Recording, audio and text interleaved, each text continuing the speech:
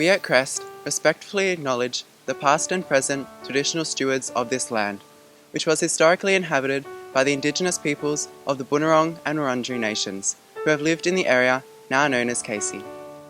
We are thankful to God for the traditional custodians of this land. We wish to pay respect to elders past, present and future, and further acknowledge the important role the Indigenous people play in our wider community. Hello, I'm Christine Lucas, Head of Colleges at CREST, and I want to thank you for joining us for this very special CREST ANZAC service.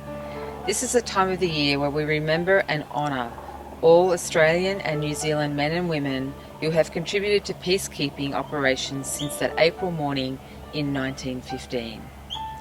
It is an honour that we can have this event in memory of those who have given so much.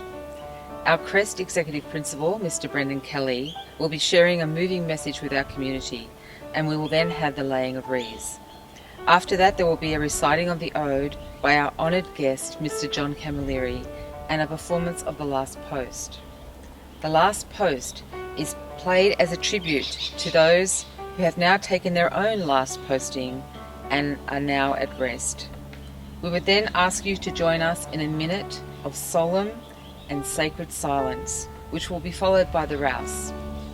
The rouse signifies that those who were asleep are now awake in new life. We will then conclude our service in prayer.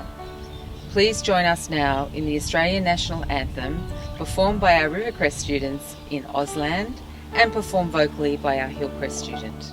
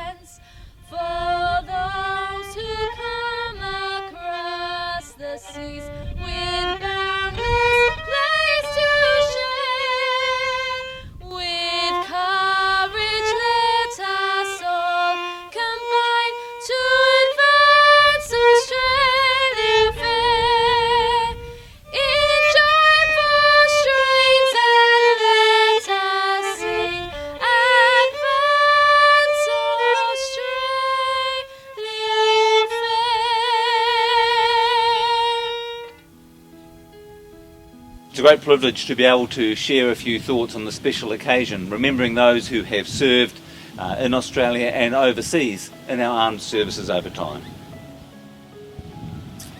Australia has a long history of military service, starting in the South African War, going through World War I, World War II, in Malaysia, Korea, other parts of Southeast Asia, the Gulf War, Afghanistan, Iraq and Timor-Leste. A long history of Australians serving with honour and distinction all over the world. Sadly, as we know, on Anzac Day we recognise and acknowledge not just those who have served, but those who have paid the ultimate price of giving up their lives for their country. As you can see, many thousands of Australians have paid this ultimate sacrifice over time. And most notably, perhaps, are the 62,000 deaths that took place in World War I.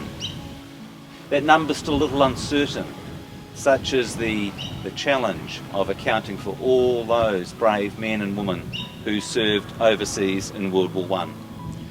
And so while we have service over a long period of time, I want to share a few thoughts about that great conflict, that huge conflict that occupied so much of the world at the time and still dominates our thinking today.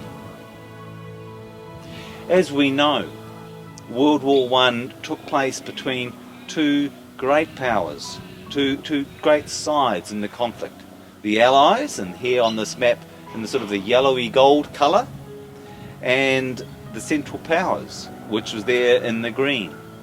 And so therefore you had Australia and New Zealand service people as part of the Allies, with Great Britain, with France, with Italy, Greece and Russia, serving against Austria-Hungary, Germany and Turkey and Bulgaria. And so this was the sides on this great and terrible conflict. Each year on ANZAC Day, Australians and New Zealanders mark the anniversary of the Gallipoli landings in Turkey that took place on the 25th of April 1915, over 100 years ago now. For 8 long months, Australian troops, alongside those from New Zealand, Great Britain, France, India and others, battled these terribly harsh conditions, and the Turkish forces desperately fighting to protect their homeland.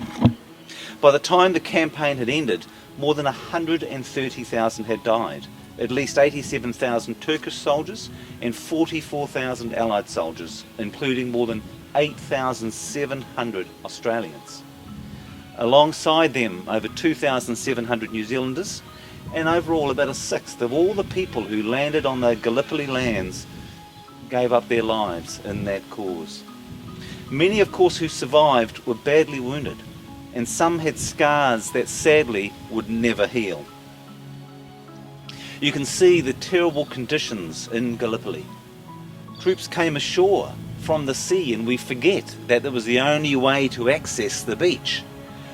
Ships had to be out in the harbour, bringing troops ashore. And then the troops were faced with these impossible conditions going up, and they fought with bravery and great courage. Australians served in so many parts of the Gallipoli area, but some of the more well-known ones is where this photo was taken, in the Lone Pine area. A brave and courageous battle, and if you look at the faces of these young men, you can see young men who really aren't much older than many of our students still at our colleges. Young men who are nervous, scared probably about the challenges they're about to face, but are determined to face those challenges with courage, serving their country and working alongside their mates. Of course, Australians also served in other parts of the World War I conflict. These troops were in Fromelles on the Western Front, in Belgium and France. Terribly cold, muddy conditions. Many Australians again lost their lives on those battlefields. And it's sometimes hard to think of all those thousands, isn't it? 62,000. So I want us today to think a little bit about smaller numbers of people. Perhaps the 58 men and women from Clyde who served in World War I. The Roll of Honour has 58 men and women on that Roll of Honour who went from this area. Soldiers and nurses to serve in this conflict. And so today I want us to think about the smaller numbers as well. And in particular, I want to talk to you about two people connected to my family who served in these areas. The first of those is the woman in the centre of this picture. And you can see a nurse sitting there surrounded by these troops. These troops were officers and soldiers who worked in the hospital, because this woman was the matron of a field hospital in Western Europe. Her name was Eva Brooke, and she was my great aunt. And my mother remembers Auntie Eva as a brave and courageous woman, and Eva served with great distinction in both Gallipoli and in the Western Front. She's been acknowledged by her country of service on postage stamps, and books have been written about her as a courageous person who served across the whole time of World War I in many areas of great difficulty and challenge and conflict. Eva served as well as the hospitals on the hospital ship, the Mahino. And the Mahino was a ship that sat off the coast of Gallipoli. As those soldiers were fighting on the land, the hospital ship, the Mahino, sat out in the harbour.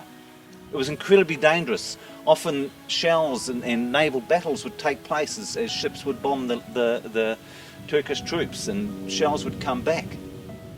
People were killed on the Mahino as well from gunfire and things. It was incredibly dangerous work. Eva was the matron on the ship, and she served with great distinction in saving many, many lives on that ship. Soldiers were brought out in barges and put onto the Mahino, and life-saving operations were able to be performed, and troops who were then recovered were able to be taken to hospitals in nearby islands and nearby countries such as in Egypt and Malta. Eva was awarded the Royal Red Cross medal. She's the only New Zealand nurse to be awarded it twice. Such was her distinction.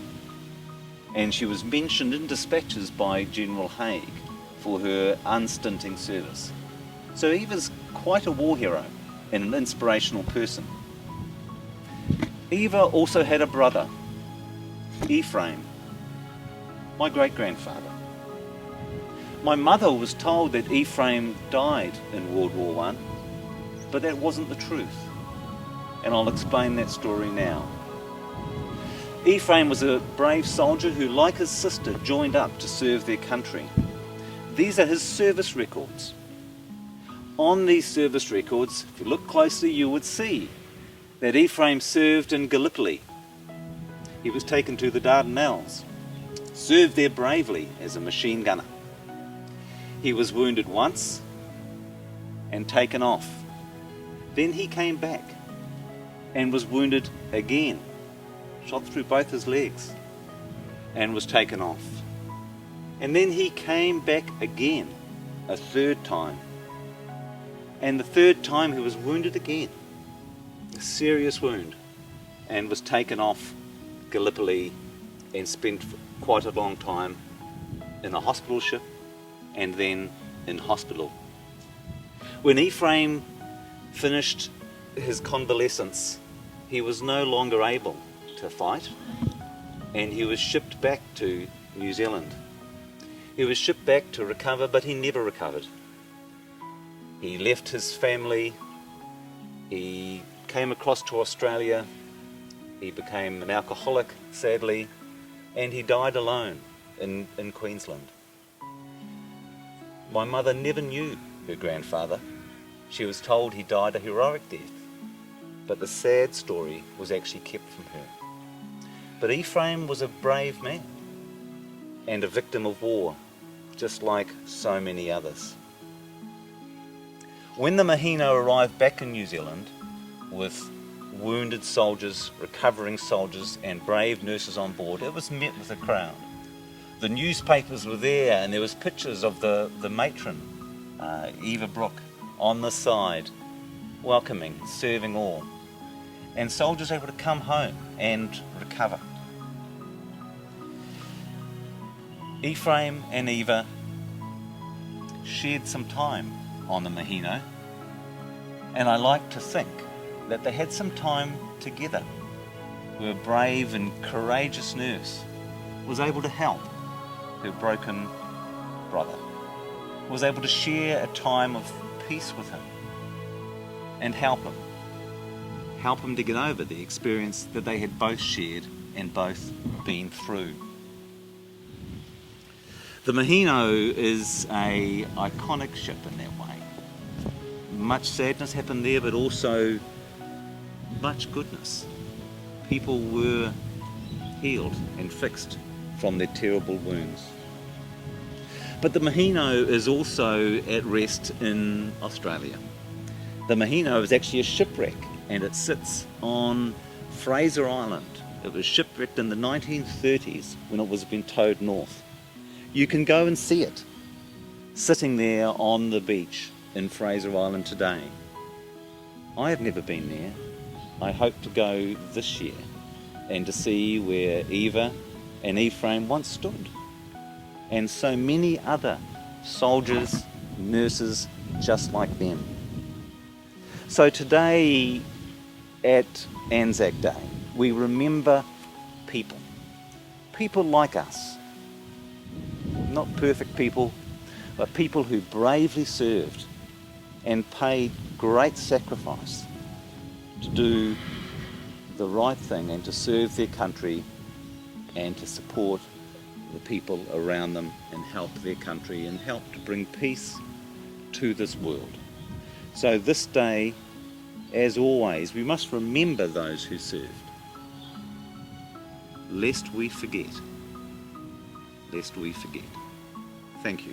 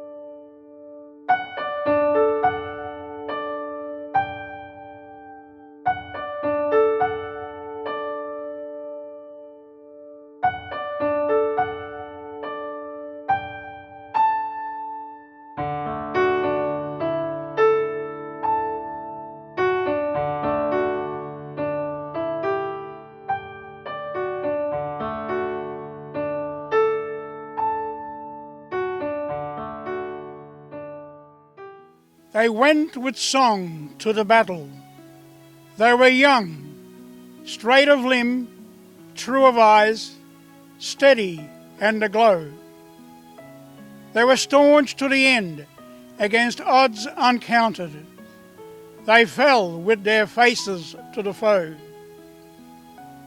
They shall not grow old as we that are left grow old. Age shall not weary them, nor the years condemn. At the going down of the sun, and in the morning, we will remember them, lest we forget.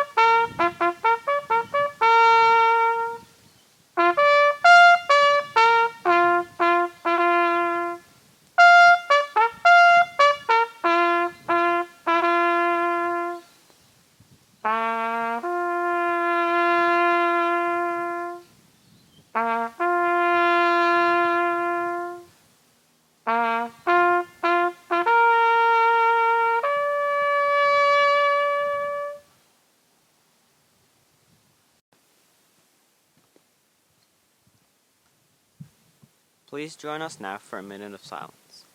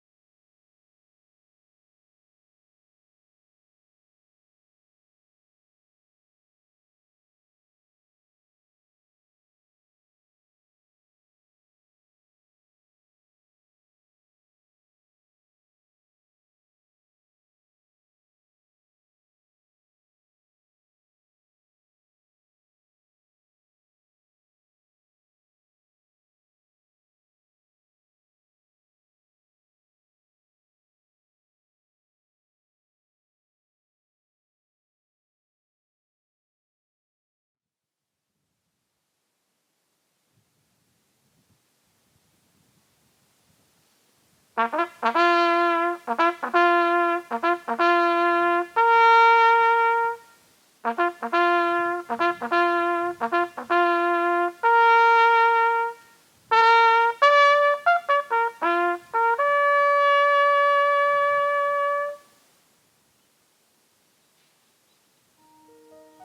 join me now as I close in prayer.